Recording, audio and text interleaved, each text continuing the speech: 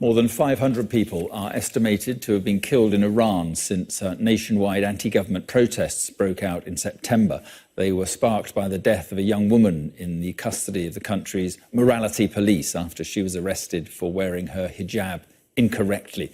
But if the protests were to succeed and the Islamic Republic was brought to an end, one problem looms large: what or who to replace it with? Well, joining me now is Reza Pahlavi, the son of the last Shah of Iran and a central figure in opposition outside of the country.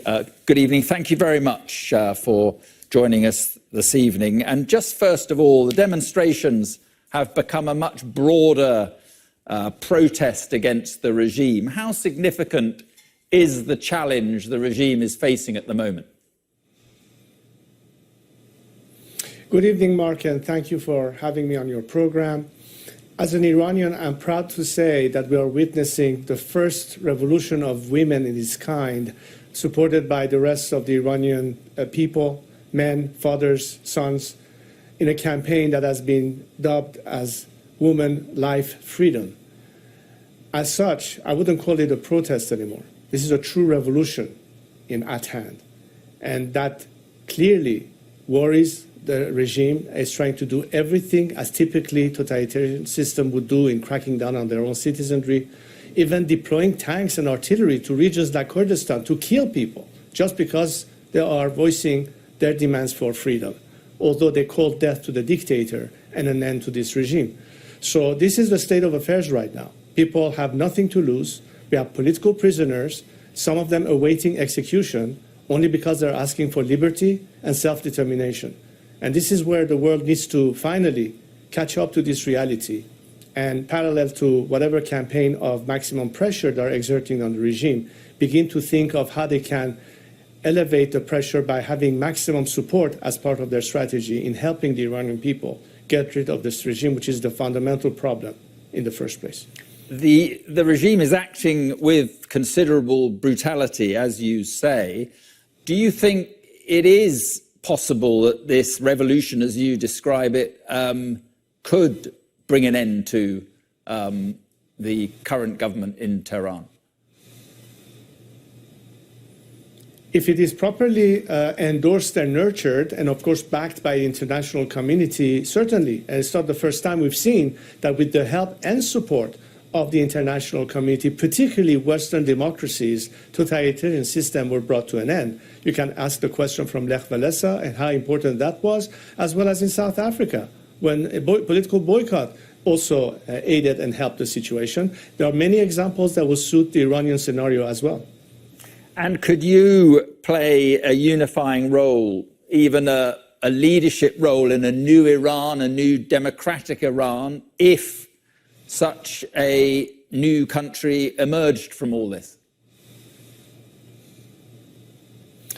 I've always said throughout the last 42 and counting years that my only goal is to bring our country to a point where the Iranian people in a free and fair election can determine their own future in terms of self-determination. And the way I see that happen is to lead this movement with the help of others. I'm not doing this alone.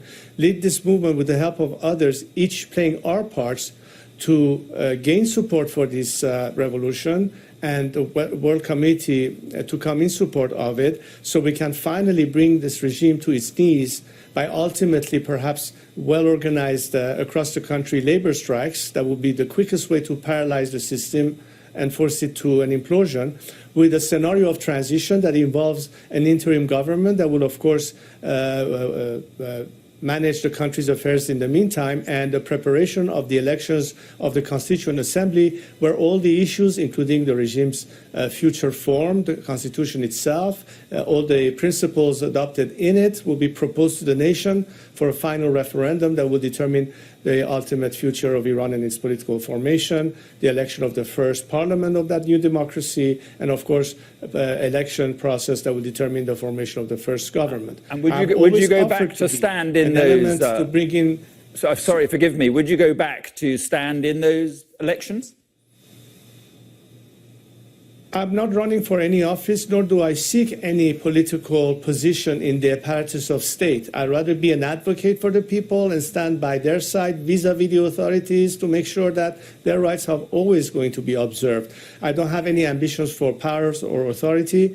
I think my experience being at age 62 and having lived in the free world are bringing all the values that can be established in Iran and to build institutions that will be the most important safeguards so we don't deviate for the democratic path, make sure transparency would be there to keep for the country to have concentration of power or potential of having corruption rise again. Right. These are very important issues. But at this point in time, in this transition period, in this moment of the campaign, as always, I've extended my hand of cooperation with any democratic-seeking Iranian, regardless of their political aspirations, left, right, or center. So together, at this point, we speak in unity with a unified voice, right, which is the first ask and expectation of our combatants at home, whether they are political activists, prisoners, or what have you. And that's exactly what I'm doing at this time talking to you. Right. And just finally, I mean, we're getting ahead of ourselves, clearly. What more should the West be doing, in your view,